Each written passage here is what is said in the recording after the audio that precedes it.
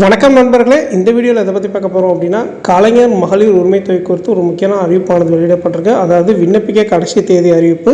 இது என்ன அறிவிப்பு, என்ன சொல்லியிருக்காங்க அப்படின்னு இந்த வீடியோவில் பார்க்கலாம். ஸோ வீடியோ ஸ்கிப் பண்ணாமல் கடைசி வரைக்கும் பாருங்கள். அதுக்கு முன்னாடி நீங்கள் நம்ம சேனலுக்கு புதுசாக வரீங்க அப்படின்னா மறக்காமல் சப்ஸ்கிரைப் பண்ணிவிடுங்க. அப்படியே பக்கத்தில் இருக்கக்கூடிய பெல் பட்டனை கிளிக் பண்ணிவிடுங்க. அப்போ இது போன்ற முக்கியமான தகவல் போது நோட்டிஃபிகேஷனாக உடனுக்குடன் வரும். வாங்க வீடியோக்குள்ளே போகலாம். தமிழ்நாடு அரசின் முக்கிய மகளிர் நலத்திட்டமான கலைஞர் மகளிர் உரிமை தொகை திட்டம் குறைந்த வருமானம் உள்ள பெண்களுக்கு மாதம் ரூபாய் 1000 நிதியுதவி வழங்கி வருகிறது. 2023 செப்டம்பரில் முதலமைச்சர் மு க ஸ்டாலின் அவர்களால் தொடங்கப்பட்ட இந்த திட்டம் இதுவரை 1,14,00,000 பெண்களுக்கு பயனளித்துள்ளது. தற்போது இத்திட்டத்தில் இணையாத தகுதியுள்ள பெண்களுக்கு விண்ணப்பிக்க புதிய வாய்ப்பு அறிவிக்கப்பட்டுள்ளது. இந்த அறிவிப்பு உங்களுடன் ஸ்டாலின் முகாம்கள் மூலம் விண்ணப்பங்களை பெறுவதற்கான முக்கிய தேதிகளையும் உள்ளடக்கியுள்ளது.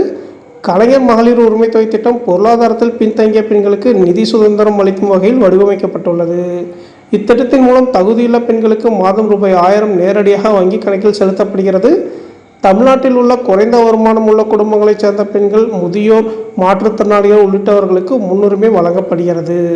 அண்மையில் தமிழ்நாடு அரசு இத்திட்டத்தின் தகுதி அளவுகோல்களில் 3 முக்கிய மாற்றங்களை அறிவித்து மேலும் பல பெண்களை இணைக்க முயற்சித்து வருகிறது. தமிழ்நாடு அரசு ஜூலை 15, 2025 முதல் உங்களுடன் ஸ்டாலின் முகாம்களில் விண்ணப்பங்களை பெறுவதாக அறிவித்துள்ளது.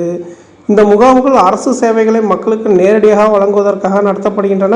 இதுவரை விண்ணப்பிக்காதவர்கள், மறுக்கப்பட்ட விண்ணப்பதாரர்கள் மற்றும் குடும்பத்தில் ஓய்வூதியம் பெறுபவர்கள் இருந்தாலும் தகுதியுள்ள மற்றொரு பெண் ஆகியோர் இந்த முகாம்களில் விண்ணப்பிக்கலாம்.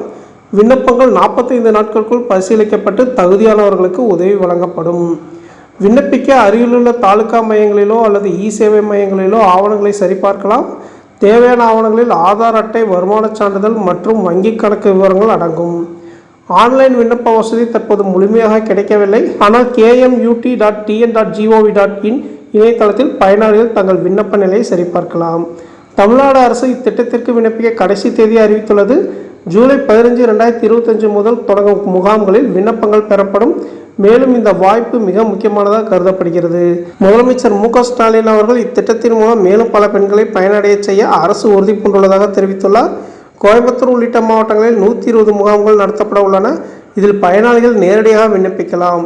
நவம்பர் 14 வரை விண்ணப்பம் செய்யலாம் என்றும் தெரிவிக்கப்பட்டுள்ளது.